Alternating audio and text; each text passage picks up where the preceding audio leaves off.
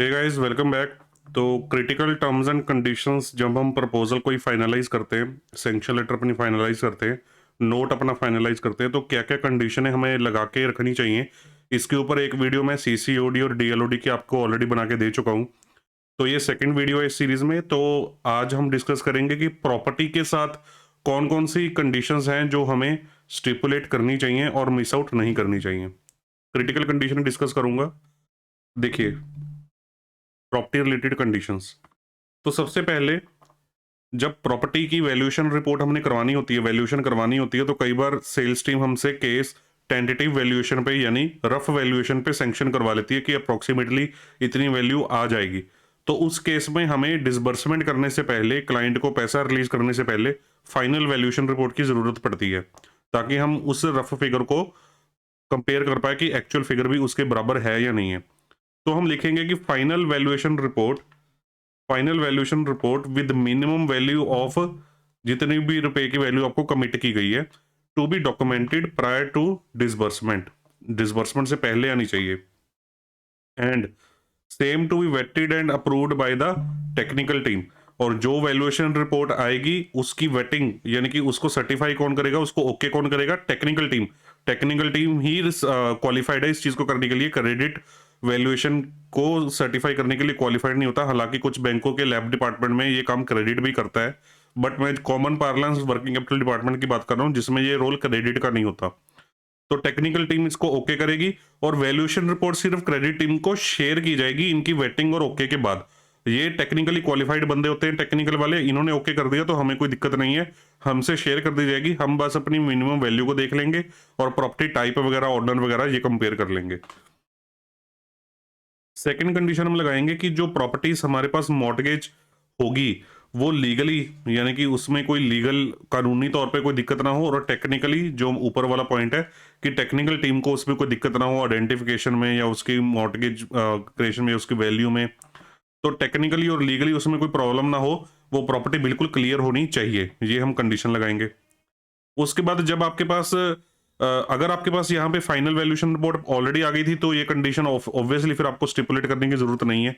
ये कंडीशन तभी लगनी है जब रफ वैल्यूएशन आई थी। ये कंडीशन भी तब लगेगी अगर आपके पास पहले रफ वैल्यू के ऊपर केस करवाया गया है। अगर पहले ही आपके पास फाइनल वैल्यूएशन आई हुई थी, फाइनल वैल्यू आई हुई थी, तो ये कंडीशन लगाने की जरूरत नहीं है, क्योंकि पहले कच्ची वैल्यूएशन थी। तो आपने एक रफ कवर या एलटीवी, कोलेटरल कवर या एलटीवी कंप्यूट किया होगा, तो आपको ये स्टिपुलेट करने पड़ेगा कि हमारे केस में इतना कोलेटरल कवर या एलटीवी परसेंटेज मेंटेन रहेगा जितने टाइम भी हमारे पास ये लोन चलेगा, राइट? तो ये आपका तब कंप्यूट होगा जब आपके पास फाइनल वैल्यूएशन रिपोर्ट आएगी। ओके, तो ये कंडीशन हम स्टिपुलेट करेंगे।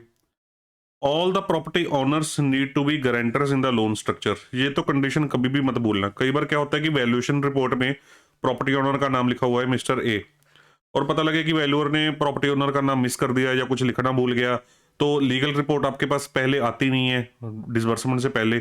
तो हमें ये गारंटी करवाना, ये इंश्योर करना जरूरी हो जाता है कि ऑपरेशंस डिपार्टमेंट, डिसबर्समेंट डिपार्टमेंट या बैक एंड डिपार्टमेंट जब केस डिसबर्स करे, तो ये चीज चेक कर ले लीगल रिपोर्ट के हिसाब से कि जो प्रॉपर्टी के ओनर्स हैं वो सारे एज अ गारंटर हमारे लोन स्ट्रक्चर में आ रहे हैं या नहीं आ रहे हैं। इसमें से कोई बंदा कहीं मिस ना हो जाए, कल को कोई डिफॉल्ट हो गया, कुछ हो गया, तो आपने अगर ये कंडीशन नहीं लगाई तो कल को आपके ऊपर ये बात आ सकती है कि आपने गारंटर्स को चेक किया था कि नहीं किया था, कि सारे हैं या नहीं है। आपने ये कंडीशन लगाई होगी तो ये बात ऑपरेशंस पे चली जाएगी कि ऑपरेशंस ने डिसबर्समेंट करने से पहले, सेल्स टीम ने डिसबर्समेंट करने से पहले ये चीज इंश्योर क्यों नहीं की कि सारे गारंटर्स जो हैं, प्रॉपर्टी ओनर्स जो हैं, वो गारंटर्स हों लोन में।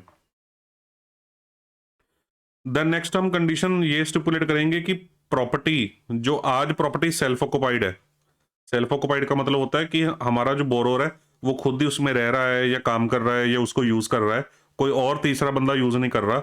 आज अगर वो प्रॉपर्टी सेल्फ ऑक्युपाइड है तो कल ये ना हो कि हमारा लोन लेने के बाद 1 महीने बाद वो बोरोर उस प्रॉपर्टी को किराए पे चढ़ा दे। आपको पता ही है, मैंने आपको ऑलरेडी कई कई वीडियोस में बताया कि अगर प्रॉपर्टी किराए पे होती है तो उन प्रॉपर्टीज का डिफॉल्ट के टाइम पे पोजेशन लेना, कब्जा लेना बहुत डिफिकल्ट हो जाता है। गवर्नमेंट ऑर्डर बड़ी मुश्किल से, कोर्ट बहुत मुश्किल से ऑर्डर निकालती है इस चीज का। तो हम ये कंडीशन लगाएंगे कि जो टेनेंसी होएगी प्रॉपर्टी में, टेनेंसी मतलब प्रॉपर्टी को किराए पे चढ़ाना, प्रॉपर्टी को किराए पे नहीं चढ़ाया जाएगा without prior approval of the bank. आप अपने बैंक का नाम लिख दीजिए कि हमारी परमिशन के बिना टेनेंसी को नहीं चढ़ाया जाएगा। और ये कंडीशन आपकी सैंक्शन लेटर का पार्ट बनेगी। सैंक्शन लेटर में ये कंडीशन आएगी और बोरोअर सैंक्शन लेटर को साइन करेगा ही करेगा। बोरोअर गारंटर्स जो भी होंगे पार्टनर्स वो साइन करेंगे ही करेंगे। सैंक्शन लेटर को साइन करेंगे तो दैट मीन्स उन्होंने इस कंडीशन को एक्सेप्ट कर लिया। तो कल को अगर उन्होंने डिफॉल्ट के टाइम पे पता लगा कि प्रॉपर्टी किराए पे चढ़ा दी थी तो इसके भी एक लीगल बेनिफिट बैंक को मिल सकता है कि बोरोअर ने बिना बैंक की परमिशन के प्रॉपर्टी को किराए पे चढ़ा दिया। देन ये तो तब लगनी है कंडीशन अगर आपकी प्रॉपर्टी किराए पे नहीं है, सेल्फ ऑक्युपाइड। अगर आपकी प्रॉपर्टी ऑलरेडी किराए पे दी हुई है, आपको पता है आज की डेट में कि प्रॉपर्टी किराए पे चढ़ाई हुई है, तो हम क्या कंडीशन लगाएंगे? तो हम लगाएंगे कि borrower to submit copy of rent deed. पहले तो रेंट डीड हमें सबमिट करेगा एंड उस रेंट डीड में वेकेशन क्लॉज लिखी हुई होनी चाहिए। वेकेशन क्लॉज का क्या मतलब होता है कि अगर कोई प्रॉपर्टी है, ये प्रॉपर्टी है, ये बैंक है, ये बोरोअर है, ये प्रॉपर्टी रेंट पे दे रखी है, रेंट पे दे रखी है इस बंदे को, ठीक है। तो ये बैंक ने बोरोअर को बोला कि जब हम कल को तुमने अगर डिफॉल्ट किया तो जब हम प्रॉपर्टी का पोजेशन लेने जाएंगे तो जो कोर्ट जो है, कोर्ट हमें पोजेशन देगा नहीं। क्यों? वो टेनेंट के हक में भी सोचेगा कि टेनेंट का नुकसान होगा, टेनेंट कहाँ जाएगा। तो हमें आपकी रेंट डीड जो आपने इसके साथ साइन की है, रेंट डीड, उसमें ये क्लॉज चाहिए कि कल को आपके डिफॉल्ट करने पे अगर हम प्रॉपर्टी का पोजेशन लेने जाते हैं तो ये जो टेनेंट है इस प्रॉपर्टी का पोजेशन, इस प्रॉपर्टी को खाली कर देगा और उसका पोजेशन जो है वो बैंक के हवाले कर देगा, राइट। ये कंडीशन वेकेशन क्लॉज कहलाती है। तो अगर वेकेशन क्लॉज रेंट डीड में ही लिखी हुई है फिर तो बहुत बढ़िया, रेंट डीड ले लीजिए, वेकेशन क्लॉज लिखी हुई आप ओके कर लीजिए। अगर वेकेशन क्लॉज रेंट डीड में नहीं लिखी हुई तो बोरोवर को रेंट डीड तो हमें सबमिट करनी पड़ेगी, प्लस उसको टेनेंट से, जो किराएदार है उससे एनओसी लेनी पड़ेगी। उस एनओसी में क्या लिखा होगा, मोटा मोटा क्रक्स क्या लिखा होगा उसमें, कि जो टेनेंट है वो वेकेंट प्रॉपर्टी को खाली कर देगा, पीसफुली खाली करेगा, लड़ाई झगड़ा नहीं करेगा, और पोजेशन जो है वो बैंक के हवाले कर देगा अगर बोरोवर डिफॉल्ट करता है तो। और इसके लिए उसको प्रायर नोटिस भी दिया जाएगा 30 दिन का, टेनेंट को 30 दिन का, 60 दिन का, 90 दिन का, जो आपको सुटेबल लगे वो आप यहाँ पे मेंशन कर सकते हैं। तो नोटिस भी दिया जाएगा उसको प्रायर कि खाली कर दो जी। तो उस नोटिस के मिलने पे वो उस टाइमलाइन में टेनेंट जो है उसको वेकेंट और पीसफुली बैंक को हैंड ओवर कर देगा, राइट। तो ये एनओसी ले लेंगे उससे, ठीक है, तो तब भी काम बन जाएगा अपना। सेकंड कंडीशन, अगर प्रॉपर्टी आपकी ऑलरेडी रेंट पे दे रखी है तो आपको ये इंश्योर करना है कि जो प्रॉपर्टी का रेंट आता है, रेंटल इनकम जो प्रॉपर्टी की आती है, वो प्रॉपर्टी की रेंटल इनकम जो चाहे वो उसके लिमिट अकाउंट में शिफ्ट हो जाए बोरोवर के, हमारे बैंक में जिस बैंक में वो बोरोवर आ रहा है, या अगर वो इन सेविंग अकाउंट में ले रहा है तो उस बोरोवर के सेविंग अकाउंट में शिफ्ट हो जाए with in 30 days of disbursement. यानी कि टेनेंट जो रेंट है वो आपके जो बैंक है, अगर आप एक्सिस में काम कर रहे हैं तो एक्सिस बैंक में रेंट की सारी पेमेंटें आए। इसका क्या बेनिफिट होता है कि कल को अगर डिफॉल्ट होता है तो उस रेंट के ऊपर हम लियन लगा लेते हैं, रेंट के ऊपर लियन लगा लेते हैं। देखिए कल को डिफॉल्ट होता है तो मतलब डिफॉल्ट मतलब किसका हुआ? बोरोवर का हुआ, इस बंदे का हुआ, ये इस बंदे कोई इंसॉल्वेंसी हुई है।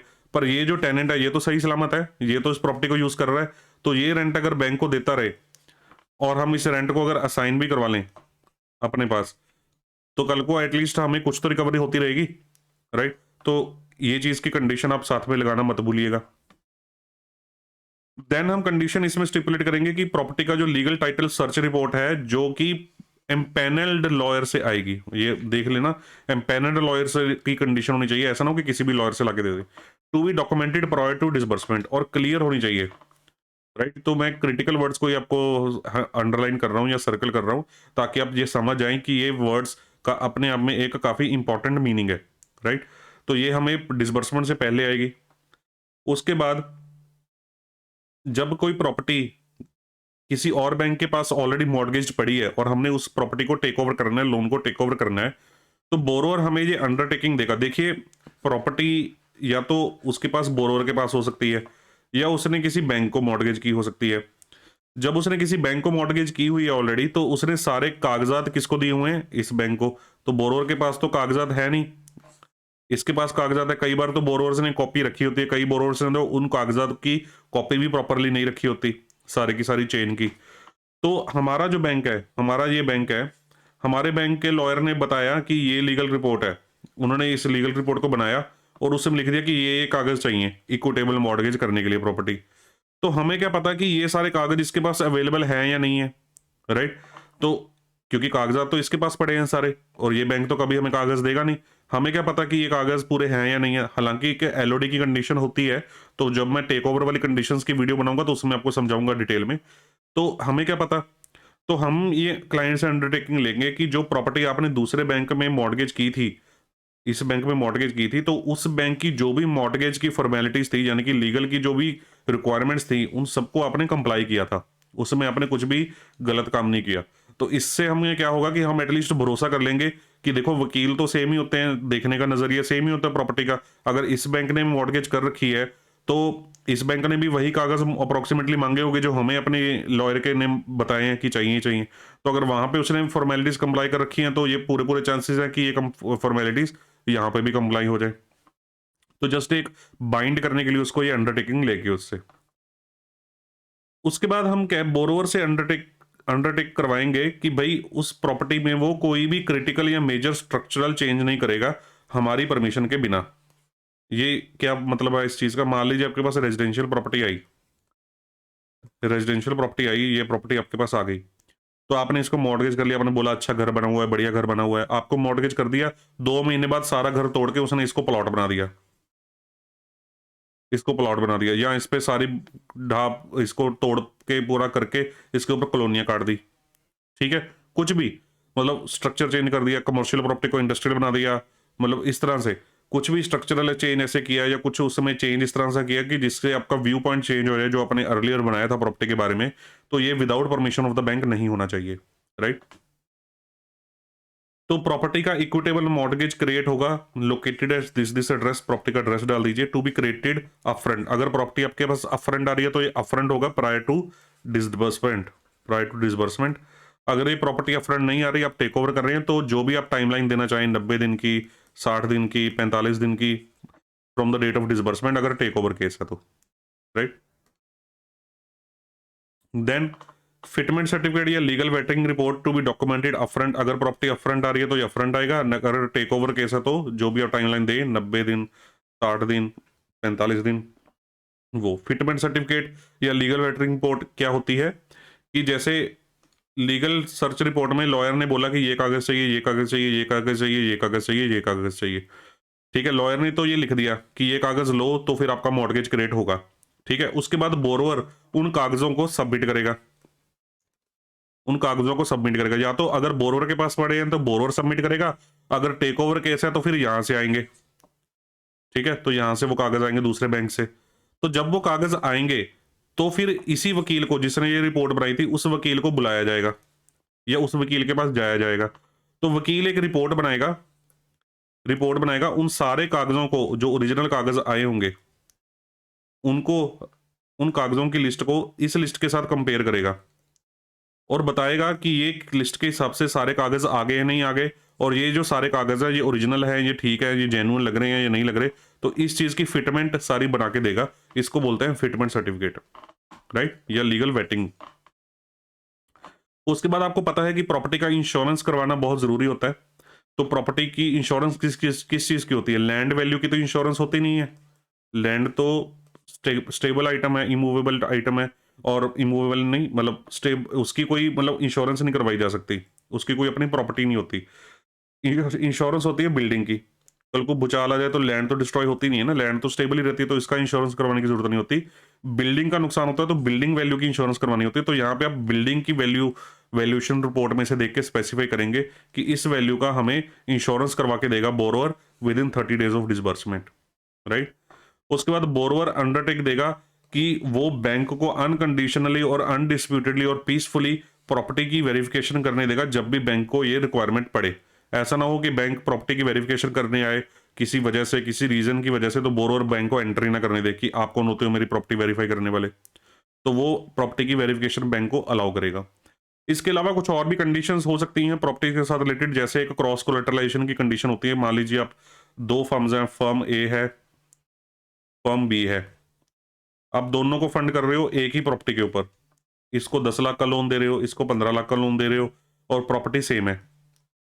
तो मान लीजिए प्रॉपर्टी आपने इस फर्म में लिख दिया कि मॉर्गेज होगी, तो जो फर्म बी है, फर्म बी की क्रॉस कोलेटरलाइजेशन की कंडीशन आएगी, उसमें क्या लिखा होगा कि property mortgaged property mortgaged in firm A shall be used as collateral for loan taken in firm B also and the liabilities are joint and several। Cross default की condition एक अलग आएगी कि फर्म ए ने कोई डिफॉल्ट किया तो B का डिफॉल्ट माना जाएगा, बी ने किया तो ए का माना जाएगा, वाइस वर्सा। ठीक है, तो ये कंडीशंस भी आप स्टिपुलेट कर सकते हैं। बाकी और भी कंडीशंस छोटी मोटी हो सकती है, बट जो मैंने मेन क्रिटिकल कंडीशंस हैं, फोकस्ड वाली कंडीशंस हैं, वो आपके सामने आज रखी हैं। आई होप आपने इनको अच्छी तरह से समझ लिया होगा और एंजॉय किया होगा। मैं आपको नेक्स्ट वीडियो में मिलूंगा। Thank you very much guys.